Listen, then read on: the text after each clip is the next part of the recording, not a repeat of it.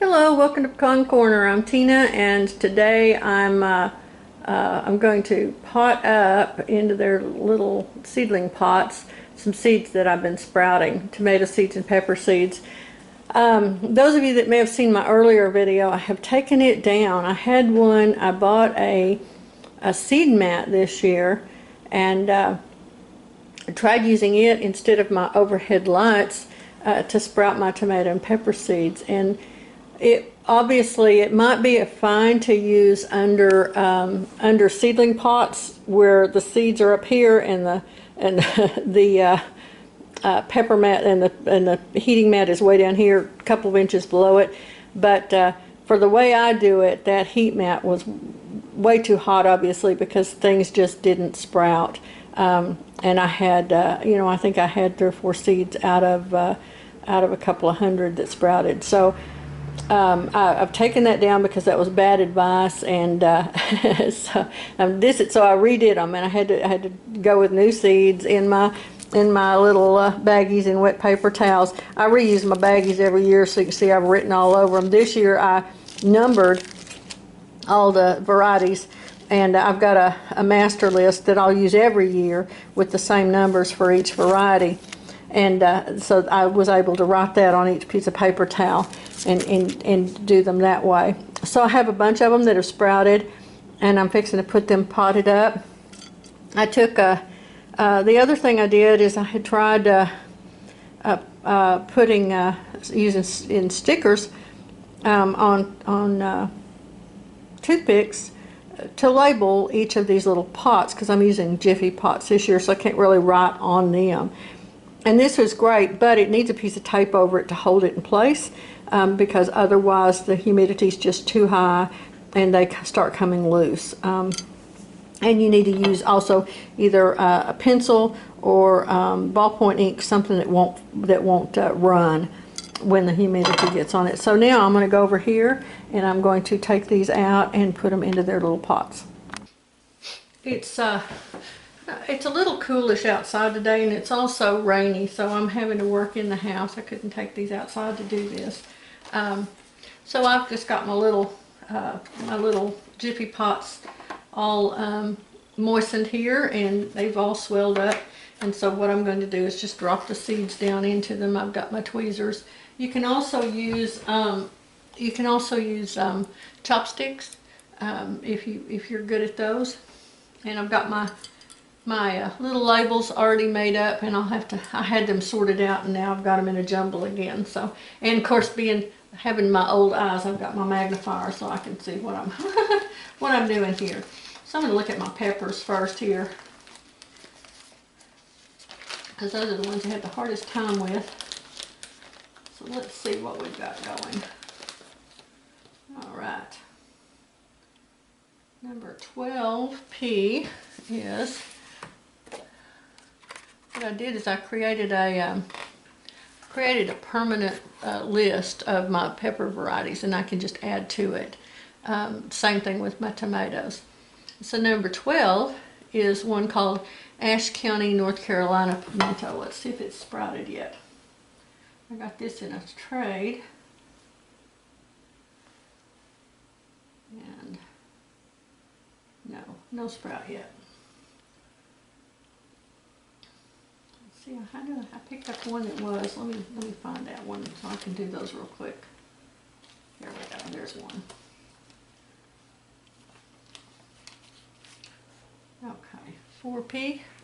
This one is a hybrid bell pepper from Johnny Seeds. There we go. Okay, I've got one here that's got a little foot sticking out of it. Just pick him up, drop him right down in there, cover him over.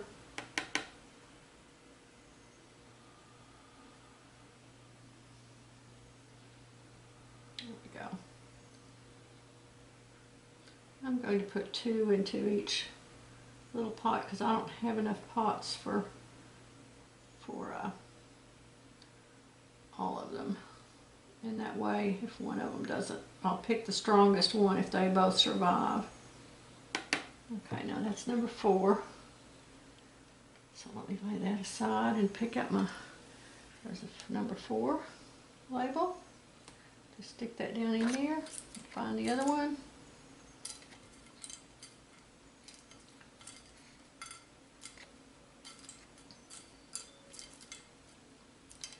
Okay, I'm gonna have to make a new one for that. All right, let me get up. Okay, let's make another label, another number 4.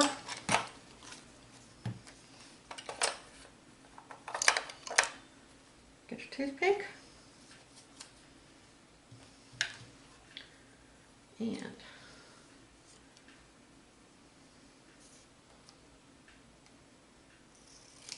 cut off a little piece of a little label. Wrap it around the toothpick.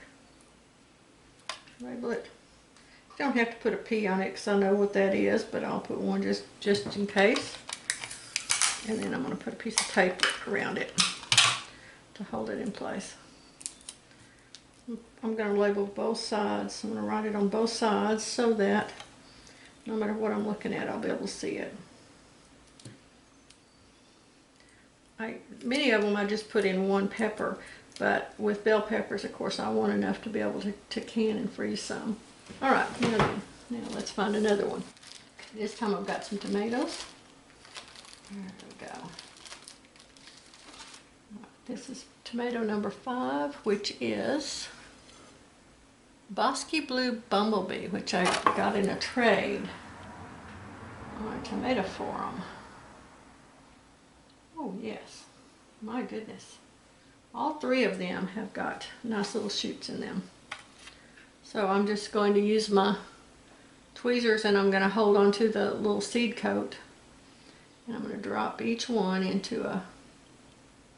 into the hole in the middle of the Jiffy pot. The seed coat, the little seed coat is on the leaf part of it. So the part that's sticking out is the root, so that goes down. There we go. Put a little of that dirt around over it. And if you get them buried a little bit, that's okay. They'll push their way up through the soil.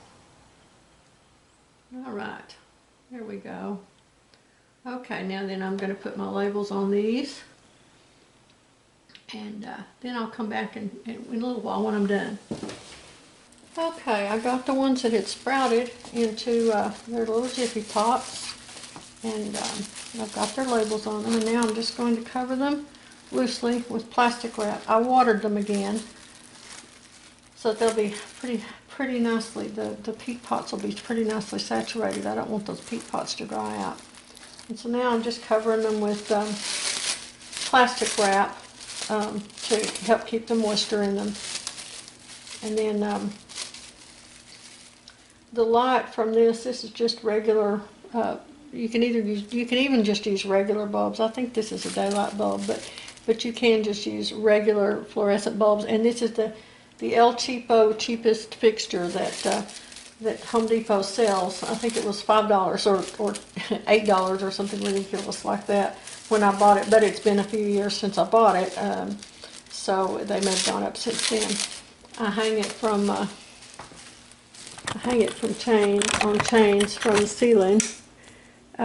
Keep it here. Usually I'm starting my seeds a lot earlier than this year, so I keep it in here near the wood stove because we don't heat the back part of the house in the winter. But see, I just put cup hooks in the ceiling and it hangs just fine from there. And if I have a lot of them going, I can use my chains to attach them, and